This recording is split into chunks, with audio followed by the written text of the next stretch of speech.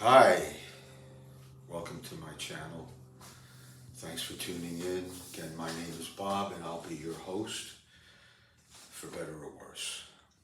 Okay, so I have been binge watching since the pandemic broke a lot of these YouTube influencers, these so-called experts on bodybuilding and strength training. I mentioned in my last video that I don't have a problem with any of them, and I don't. It's all good information for the most part. In fact, I'm going to make a list of the influencers that I have personally found to be the most informative, along with the best presentations.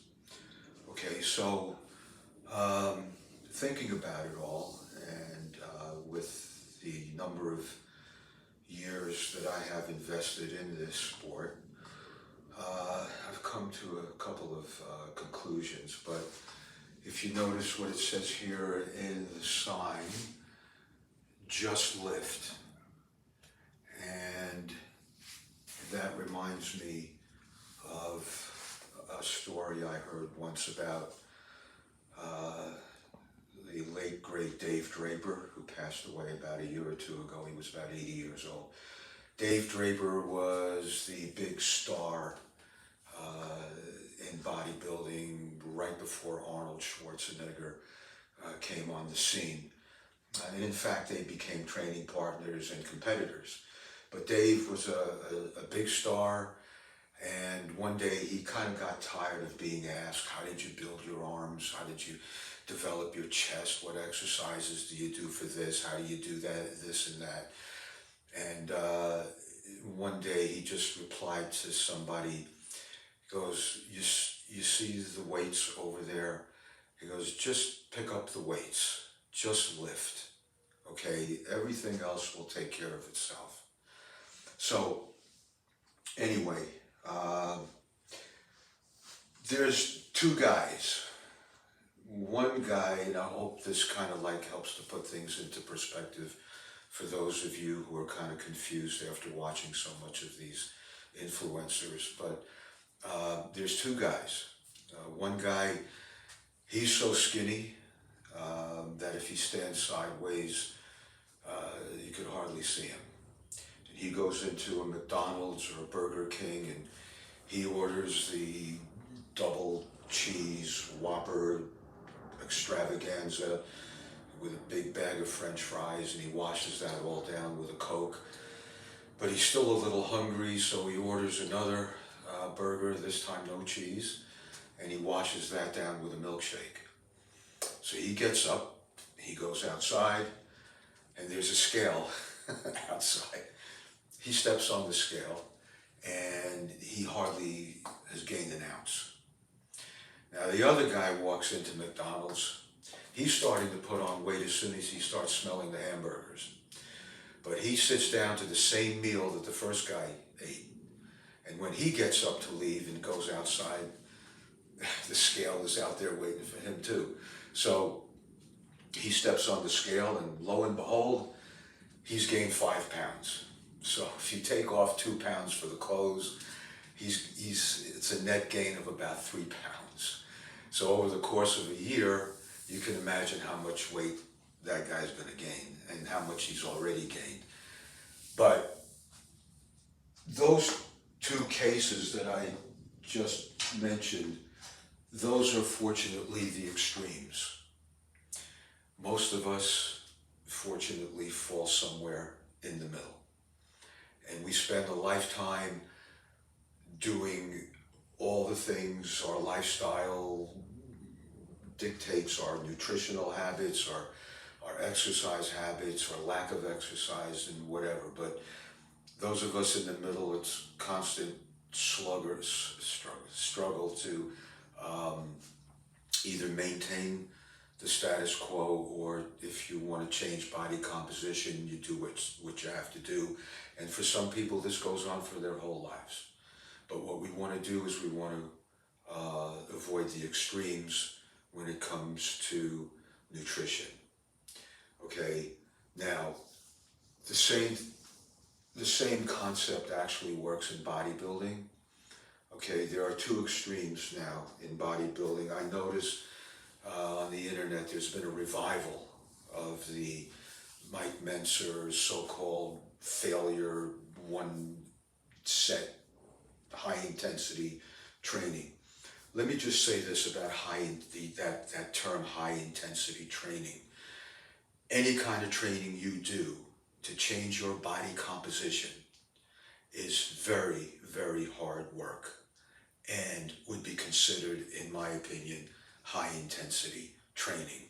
What they're talking about is something that is not only unsustainable, but is not proper training for a beginner to low intermediate.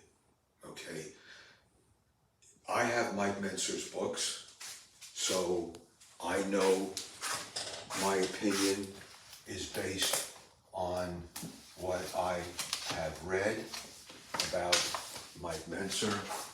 I have his books, so don't, send me your comments about I don't know what I'm talking about.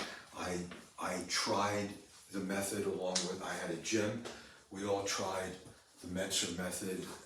Simply put, it's one set to failure for each part of the body. You do a couple of warm-up sets, and then you do an all-out, the heaviest weight you can handle. You get assisted repetitions, forced repetitions, negatives, this, that, and the other. Basically, you're beating the shit out of the muscle. Along with that, you're beating the shit out of your tendons, your ligaments, and your joints. It's not for everybody. It was for him, okay, but let's understand something. Mike Menser had a world-class physique in 1971 when he first discovered Arthur Jones, the author of the high-intensity training. He was also the inventor of the Nautilus machines. Great machines. I've used them. No problem with Nautilus machines. But the concept of one set to failure, it's if it works for you, try it. I'm not saying not to try it, especially after you read Mike's books and listen to his lectures on YouTube.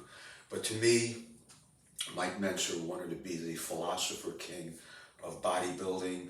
His muse was Ayn Rand. If you're not familiar with Ayn Rand, Ayn Rand, she was one of the great philosophers of the 20th century. And I think what he wanted to be was the Ayn Rand of bodybuilding.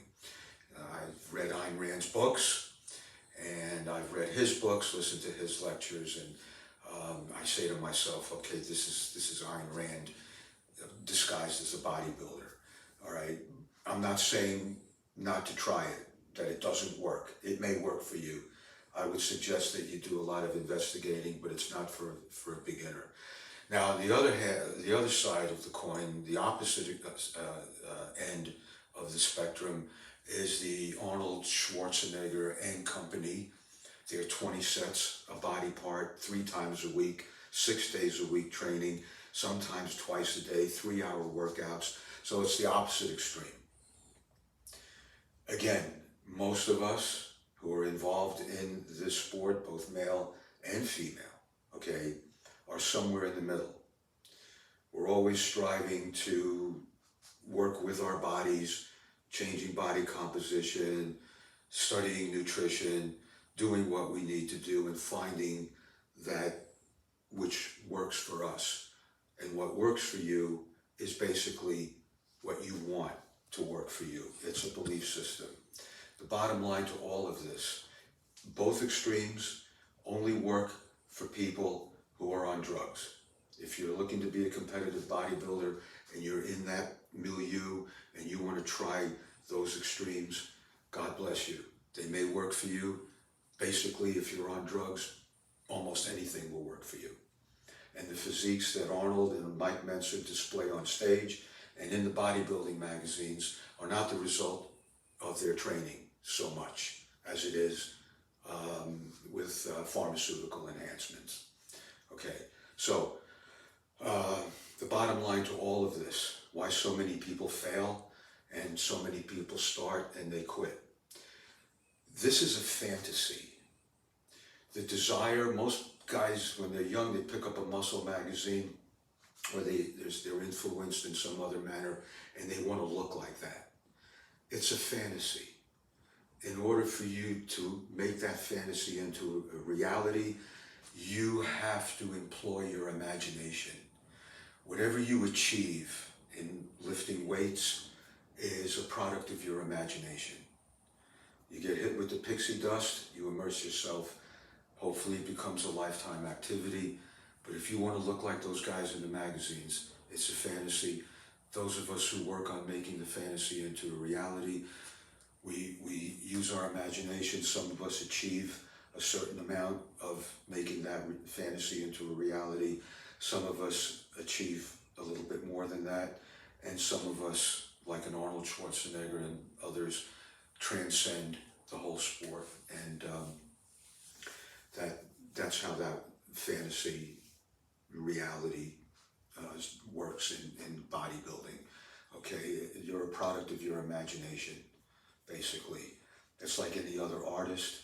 The artist first imagines what the outcome of the sculpture or the painting is going to be. And it's the same thing with the person who wants to change their body composition. It's got to start up here as a fantasy, and you need to employ your imagination, and along with that comes the plan. You have to have a plan along with having a goal, but it's all in your imagination and your willingness to be consistent, to work hard, and the whole thing is very simple. You just want to keep adding weight. Basic exercises that have worked for 100 years, okay? You don't need any exotic equipment. Your primary goal is to just keep adding weight. You want to get stronger and get stronger. The stronger you get, the more muscle you'll build. It's that simple. Thanks for your time and your patience, and we'll see you next time. In the meantime, take care of yourselves. Get strong, stay strong. Adios. See you next time.